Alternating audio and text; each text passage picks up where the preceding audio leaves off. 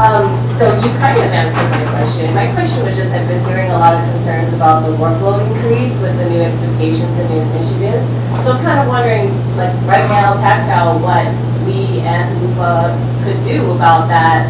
Like with the 4 or 5, is there ever a chance you could go to 4 or 4 then if they're expecting all this extra workload? Or is there a way to somehow decrease the expectation for non-instructional responsibilities so that you can feel like you can say no when people keep asking you to do extra things? I'm super, super new here, but I've been hearing a lot that it's really hard to say no and that there is a lot of expectation to make big showy paths and kind of take a leadership role. And juggling it all seems kind of difficult, so I don't know if that's something that can come up in the next contract negotiations.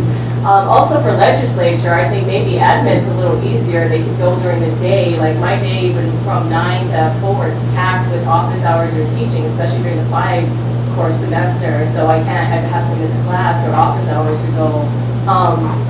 One thing, I was a public DOE teacher for 10 years, and I'm not saying that they had good negotiating power, because they obviously do not have super great negotiating power.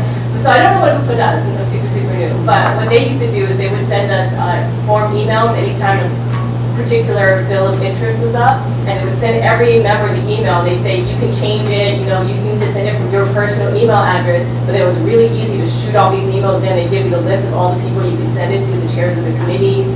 They used to arrange buses to leave from the school so that you could all go together on the bus, so you didn't have to worry about parking, plus you kind of felt like team going all together like that. It made it a little easier to go down there and help the legislature, so I used to do that a little bit.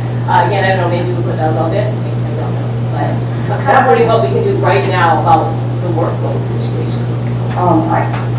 I'll speak from my experience, and I've never been one, having been a lecturer for 20 years, I always assumed I would die a lecturer. So I never really felt intimidated in the sense that I would lose promotion or tenure because I was just going to live and die a lecturer. But what I do when people ask me to take on a project is I make a list of all of the things I'm doing and the committee work I'm doing and say, which one of these things do you want me to knock off to do the project you're asking me to do?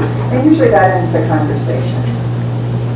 You know, we all do so much, particularly at this campus, and that we are continually being asked to do more. I think we just have to put our foot down. We just have to get people used to hearing that, no, we can't do this. Unless you want me to compromise what I do in the classroom.